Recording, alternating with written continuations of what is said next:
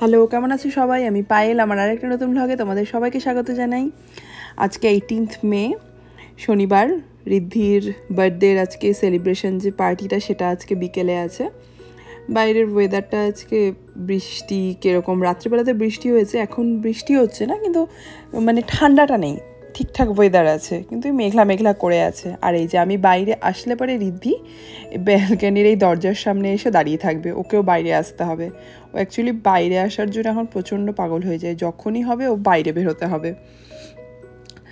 তো আজকে রূপমের মাসি, মেসো, মাস্তুতো ভাই বোন ওরা নিউ ইয়র্ক থেকে আবার আসবে, স্পেশালি ঋদ্ধির বার্থডের জন্যই ওরা আসছে।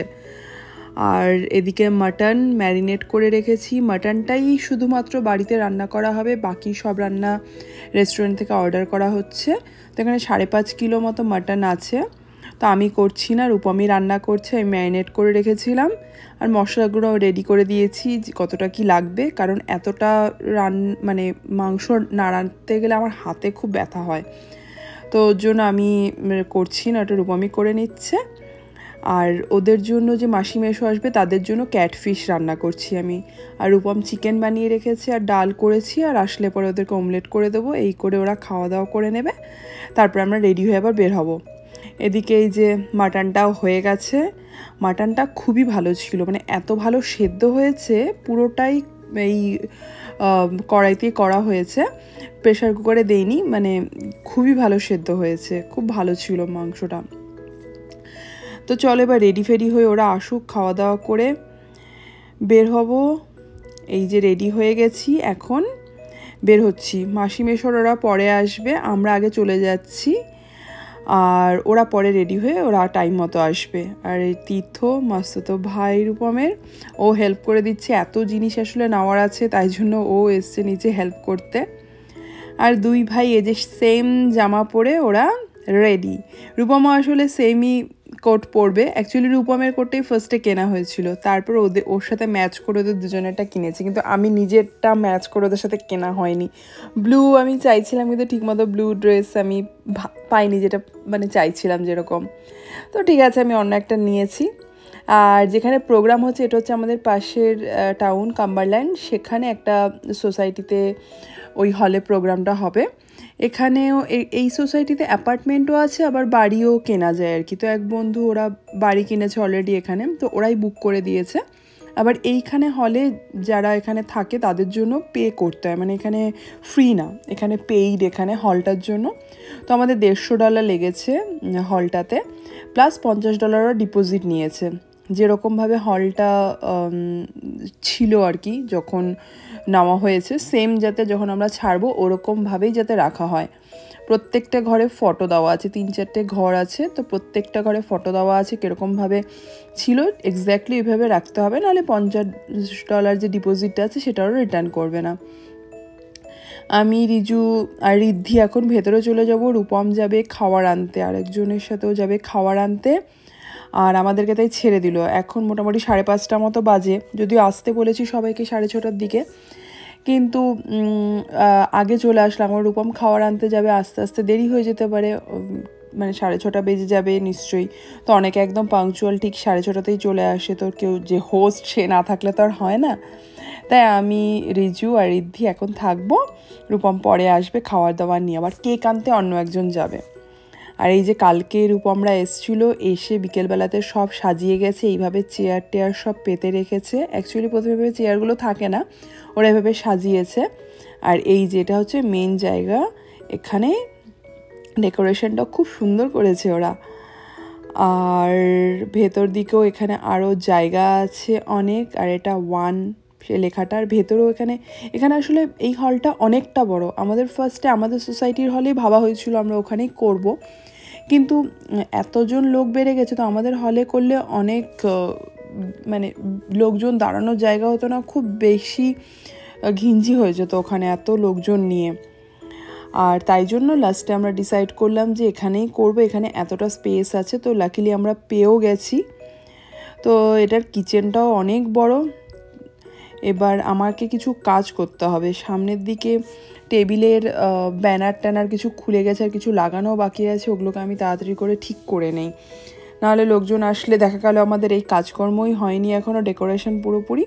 তো সেটাই ওরা আসার পর না হলে করতে হবে। তো ঋদ্ধিও এখন আসলে ঘুমাচ্ছে, সেটা বেশ ভালো যে ও যতক্ষণ ঘুমাচ্ছে আমার পক্ষে যতটা সম্ভব আমি কাজগুলো এদিকটায় সেরে নেই। আর কেউ চলে আসলে তো আর সেইভাবে সেগুলো করা যাবেও না আর করা হবেও না। আর রিজু এখানে বসে বোর হচ্ছে। তো যে বন্ধু আর কি বুক করেছে আমার অফিসের কলিগই, তো তার ছোটো মেয়ে, তার 2 মেয়ে, তো বড় মেয়েটা বড় আর কি 10 বছরের ওপরে, ছোটো মেয়েটার 5 বছর হবে এবার। তো ওর সাথে আবার রিজু খুব ভালো খেলে। তো ওকে বলা হলো তাহলে তোমার ছোটোজন যদি রেডি হয়ে যায় তাহলে ওকে পাঠিয়ে দাও, তাহলে রিজু আরও দুজনে মিলে খেলবে। তো বললো ঠিক আছে, গিয়ে আমি পাঠিয়ে দেবো, ওকে নিয়ে এসে ছেড়ে দেবো এখানে। তাই রিজু এখন ওয়েট করছে কতক্ষণে ওর বন্ধু আসবে, তাহলে ও একটু খেলতে পারবে, নাহলে একা একা ঘুরে বেড়াচ্ছে। আর এদিকে চেয়ারগুলো ওই কর্নারেও একদম রাখা আছে, ওগুলোকেও ভাবছি সরিয়ে দেই। আর এই চেয়ারটার সাথে তো আবার ফ্ল্যাগটাকে হেলান দেওয়া আছে, এটাকে আবার সরানো যাবে না। এই 1 লেখাটাকে আমি সরিয়ে ওই দিকে করে দেবো, এরা এদিকে রেখেছে। আসলে এই দিকটা হচ্ছে মানে যাওয়ার রাস্তা, আবার ভেতরে কিচেন বা ওই দিকে খাওয়ার দাওয়ারগুলো ওদিকে রাখা থাকবে, বা ওদিকে আরও বসার জায়গা আছে, ওদিকে যাবে। প্লাস কেক কাটার সময় হয়তো বাচ্চারা এদিক দিয়ে ভেতরে ঢুকতে পারে টেবিলের দিকে, তো তখন এই 1টা সরে যেতে পারে, পড়ে যেতে পারে।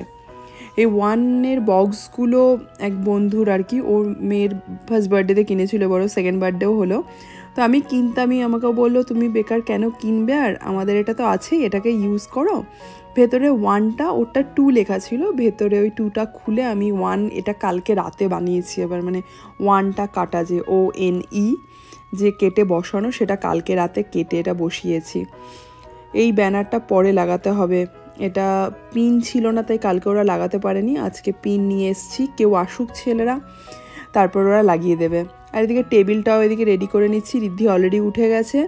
টেবিলে প্লেট সাজিয়ে রাখা, প্লেট বাটি স্পুন এগুলো সব বের করে রাখলাম। আর বাচ্চাদের জন্য চিপস চিটোস এগুলো ঢেলে দিলাম, যাতে সব রেডি করে রাখা। আর ঢেলে দেওয়াতে এই যে বাচ্চারা শুরু রিজু স্টার্ট করে দিয়েছে খাওয়া। আর নিভা চলে এসছে, এখন দুজনে মিলে সুন্দর ওরা খেলছে।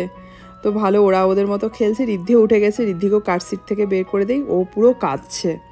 এই যে বার্থডে বয় এবার ঘুরে বেড়াচ্ছে। এই ফাঁকে আমি ভাবছি ওর কয়েকটা ফটো তুলে নেই। ও সুন্দর এখন ফাঁকার মধ্যে হেঁটে চলে বেড়াচ্ছে। এরপরে লোকজন আসতে শুরু করলে মনে হয় না এইভাবে হেঁটে চলে বেড়াবে আরও।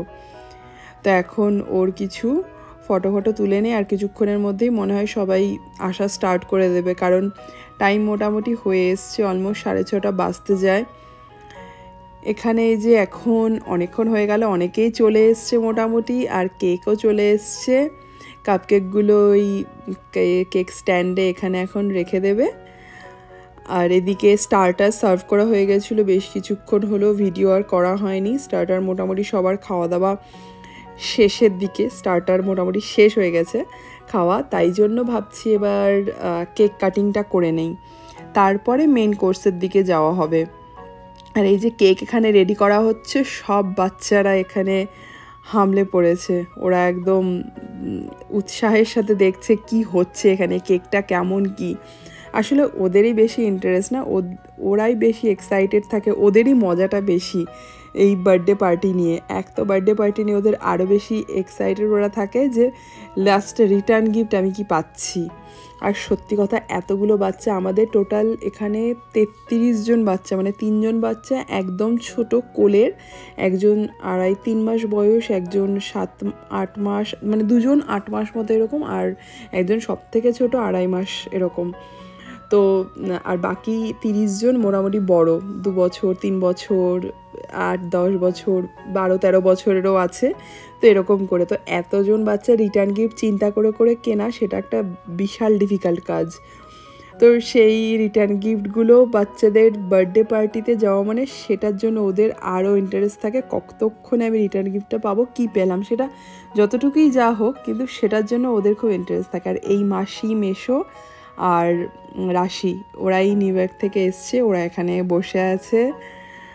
আর এখন কেক কাটার জন্য সবাই এখানে জায়গায় সব ভিড়, এটাই এই হলের জন্য এখানে ভিড়টা অতটা বোঝা যায় না। এই আমাদের সোসাইটির হলে হলে একদম এখন পুরো ভিড় হয়ে যেত, এই জায়গাটাতে দাঁড়ানো যেত না, এরকম অবস্থা হতো।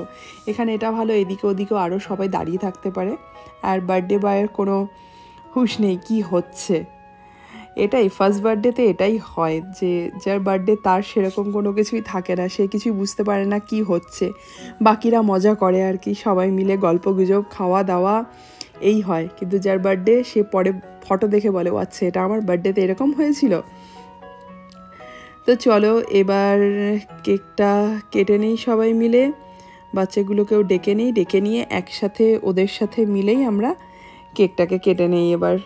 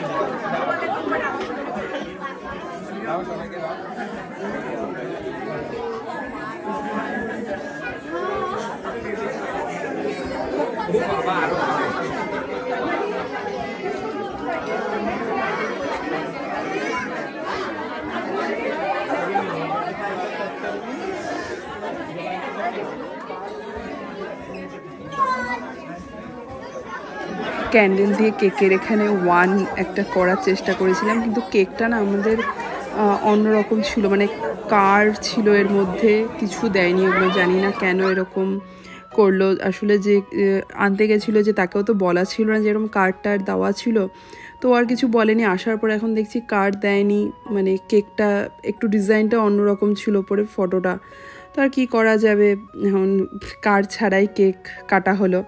আর যে কাপ কেকগুলো সেগুলো আমরা কেকের সাথেই অর্ডার দিয়েছিলাম অন্য রকমের, মানে কাপ কেকের ফ্রস্টিংটার কালারটা অন্যরকম ছিল, কিন্তু ওরা কাপ কেক দেয়নি, যে আনতে গেছিলো আলাদা করে কাপ কেকটা আবার কিনে এনেছে, তাই প্লেন ফ্রস্টিং আর কি, সাদা কালারের এরকম ফ্রস্টিং। তো জানি না লাস্ট মোমেন্টে এরকম চেঞ্জ হয়ে গেল। আর বাচ্চারা তো কাপকেকের জন্য পাগল হয়ে থাকে, তাই ওরা কাপকেক কতক্ষণে, মানে ওদেরকে বলা হবে যে হ্যাঁ তোমরা নিতে পারো, তার আগে অবধি ভালো যে কেউ একটু টাচ করছিল না কাপকেকগুলো, সবাই ওয়েট করছিল কতক্ষণ ওদেরকে আমরা বলবো যে হ্যাঁ এবার তোমরা নাও, তো তারপরেই সবাই নিচ্ছে কাপকেকগুলো। আর কেক কাটার কাজেও মানে লেগে গেছে একজন, ও কেটে সবাইকে সার্ভ করে দিচ্ছে। এটা ভালো যে সবাই এখানে মিলেমিশে কাজ করা হয়, সেই জিনিসটাই বাইরে এটা খুব ভালো। আর সব গ্রুপ আলাদা হয়ে গেছে, যে বাচ্চারাও আবার ডিফারেন্ট গ্রুপ হয়ে গেছে, ওদেরও একজনের মধ্যে না, সব আলাদা আলাদা গ্রুপে বাচ্চারা খেলছে, বড়রাও যে যার মতো এক একটা গ্রুপ বানিয়ে গল্প করছে। আর এই যে বাইরেও এখানে এতটা সিটিং এরিয়া আছে, এখানেও খাওয়া নিয়ে এসে বসে সুন্দর খাওয়া যায়, অনেকটা এরিয়া এখানেও চেয়ার টেবিল পাতা আছে, তো সুন্দর বসেও এখানে খাওয়া যায়। আর এবার মেন কোর্সটাও সার্ভ করে দিতে হবে, তাহলে আস্তে আস্তে কেক খাওয়া হয়ে গেলে সবাই মেন কোর্সটাও স্টার্ট করবে। তো আমাদের স্টার্টারে ছিল গোবি মাঞ্চুরিয়ান আর চিলি চিকেন। গোবি মাঞ্চুরিয়ান ভেজদের জন্য অবভিয়াসলি, চিলি চিকেন নন ভেজদের জন্য।